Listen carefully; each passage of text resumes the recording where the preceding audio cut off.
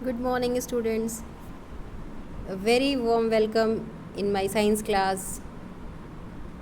Yesterday, we have completed up to the question number 4 of the exercise of chapter Weather and Climate. Today, we will do question number 5, 6, 7, and 8. And after that, we will do the question number 9, 10, 11, and 12 in the next class. Okay. So, let us start the 4 questions of today of the exercise. That is question number 5th. Which of the two changes frequently, weather और climate, दोनों में से कौन सा जो है जो जल्दी जल्दी चेंज होता है, बार बार चेंज होता है, कौन होता है बताइए आप? वेदर या क्लाइमेट? क्लाइमेट तो 25 सालों में हम लोग डिसाइड कर पाते हैं कि हम वहाँ का क्लाइमेट क्या है, तो जल्दी जल्दी कौन चेंज होता है? वेदर। ठीक है, तो आंसर 5 हम क्या लिखेंगे?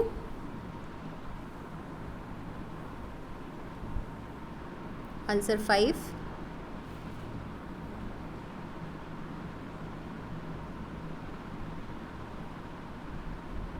weather changes frequently, मतलब वेदर जल्दी जल्दी चेंज होता है। ठीक है,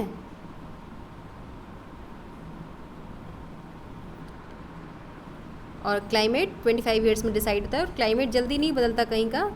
क्लाइमेट बदलने का मतलब कि क्लाइमेट चेंज हो जाएगा, फिर तो क्लाइमेट चेंज तो is a very big problem. ठीक है, तो वेदर चेंज होता है फ्रीक्वेंटली। ठीक है,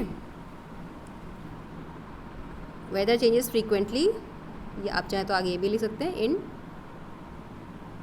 day to day time.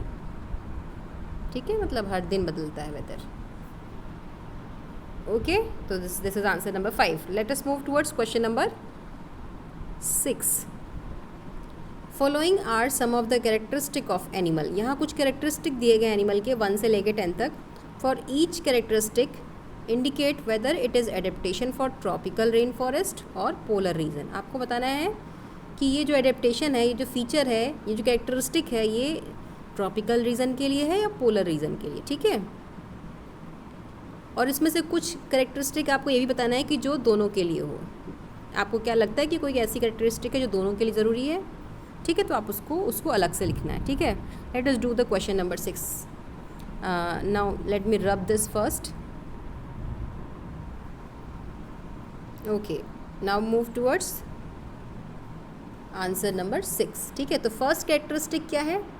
Diet heavy on fruits. Fruits पे सबसे ज़्यादा डिपेंड कौन से रीजन के एनिमल्स करते हैं? ट्रॉपिकल। तो आप यहाँ पे लिखेंगे ट्रॉपिकल। मैं सिर्फ टी लिख रही हूँ, आप पूरा ट्रॉपिकल लिख लेंगे। ठीक है, मैं पहली बार पूरा लिख दे रही हूँ, बाद में मैं सिर्फ टी और पी लिखूँगी। पी का मतलब पोलर, टी का मतलब ट्रॉपिकल। ठीक है, नीड टू माइग्रेट। माइग्रेशन मैंने बताया था ना कि साइबेरियन बर्ड्स आती हैं, साइबेरिया से यहाँ आती है, तो साइबेरिया कहाँ है? पोलर रीजन हुआ ना लगभग। तो नीड टू माइग्रेट में आप लिखेंगे पोलर।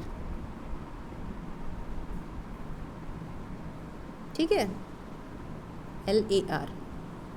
फिर है sticky pad on feet. Sticky pad किस में होते हैं? पढ़ा था हमने, red eyed frog. Red eyed frog के जो पंजे होते हैं, स्टिकी पैड्स होते हैं उस पर। ठीक है, तो स्टिकी पैड ऑन फीट हो जाएगा ट्रॉपिकल। मैं सिर्फ टी लिख रही हूँ। वाइड एंड लार्ज पॉज, मतलब चौड़े और लंबे पंजे किसके होते हैं? Polar region. ठीक है, पोलर बियर में हमने पढ़ा है। स्ट्रॉन्ग टेल, पूंछ से पेड़ पकड़ पकड़ के कौन चढ़ता है? ट्रॉपिकल रीजन का एनिमल ना, तो strong tail is of tropical, T. ठीक है, वाइट फर, सॉरी बच्चों, मैंने ऑर्डर थोड़ा रिवर्स कर दिया। मैं 1 से 2 की तरफ नहीं मूव कर रही हूँ, मैंने 1, 3, 5, 7 और 9 पहले बता दिया। ठीक है, अब मैं सेकंड की तरफ मूव कर रही हूँ। ठीक है, तो उससे आपको कोई फ़र्क नहीं पड़ता, आप लिखते समय ऑर्डर में लिखेंगे। ठीक है, वाइट फर, वाइट फर ये सेकंड फीचर है। वाइट फर किस में होता है? मैं इसको रब करती हूँ, उसके बाद मैं फिर से लिखती हूँ। इतना आपको समझ में आ गया होगा। वाइट फर, वाइट फर किस में होता है बताइए? पोलर रीजन, तो आप इसको पी लिख लेंगे। ठीक है, लाउड वॉइस, लाउड वॉइस किन की होती है? लाउड वॉइस तो दोनों में हो सकता है। ठीक है, तो आप इसमें ट्रॉपिकल एंड पोलर बोथ लिखेंगे, ठीक है, टी एंड पी बोथ। मैंने टी एंड पी लिखा है, आप ट्रॉपिकल एंड पोलर पूरा लिखेंगे, ठीक है। Layer of fat under skin, layer of fat हमें गर्म रखती है, इंसुलेशन देती है ना, गर्म रखने का काम करती है, तो ये तो ठंडी जगहों वालों के लिए ही है, ठीक है। तो इसमें हम आप इसमें पोलर लिखेंगे, ठीक है, पी।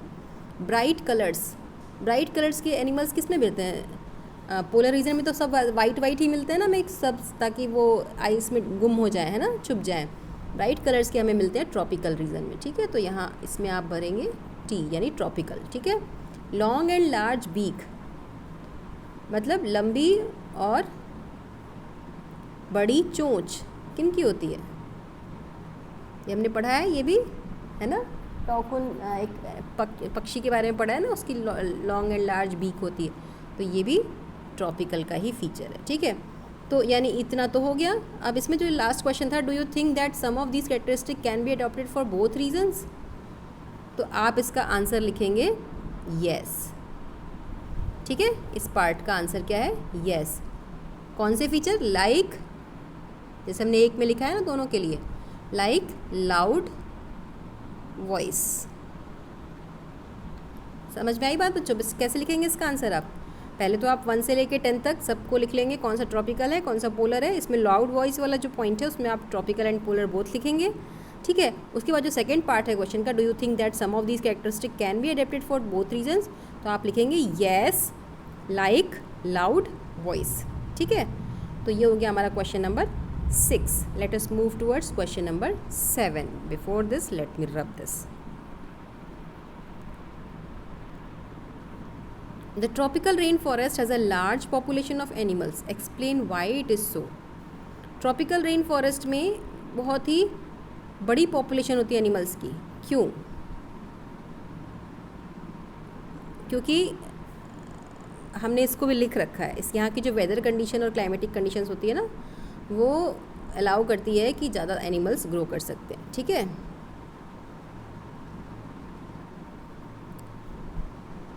आप इसको यहाँ से समरी से भी लिख सकते हो। समरी का ये वाला पॉइंट देखिए, इसमें सीधे सीधे आंसर ही है ये। Because of the hospitable climatic conditions huge population of plants and animals are found in the tropical rain forest. ये हो जाएगा हमारा आंसर नंबर 7, ठीक है, सीधे सीधे ये आंसर ही है। चलिए late us move towards question number 8। What is question number 8?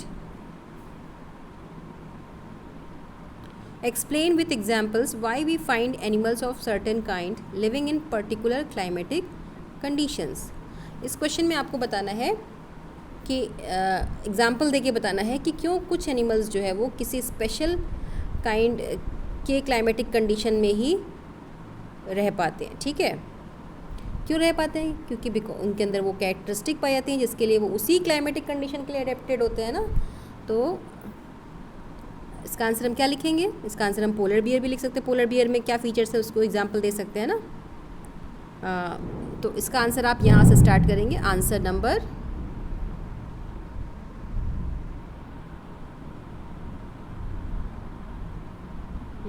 अभी लिखते हैं हम लोग। आंसर नंबर ये कौन सा हो जाएगा? 8, ठीक है। सबसे पहले आप क्वेश्चन से उतार लीजिएगा। क्या उतार लेंगे? We find animals of certain kind living in particular climatic condition. पहले इतना आप क्वेश्चन से उतार लेंगे, ठीक है। We find animals of certain kind living in particular climatic conditions because, उसके बाद आप बिकॉज करके आगे आंसर लिखेंगे। पहले आप क्वेश्चन से उतना उतार लेंगे, ठीक है। आप पहले लिख लेंगे we find animals of certain kind living in particular climatic conditions because they are adapted to live in that climate only, ठीक है। They are adapted to live in that climate only. Example अब इसका polar bear. कहाँ रहता है ये? Polar region में। Polar bear living in polar reason.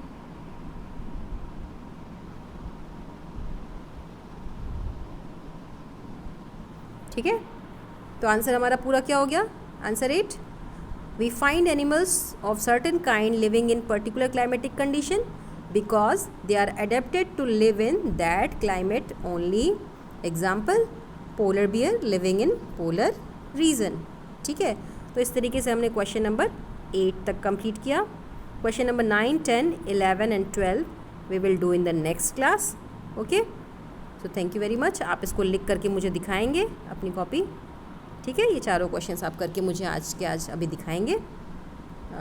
I hope आपको अच्छी क्लास पसंद आई होगी। Thank you very much.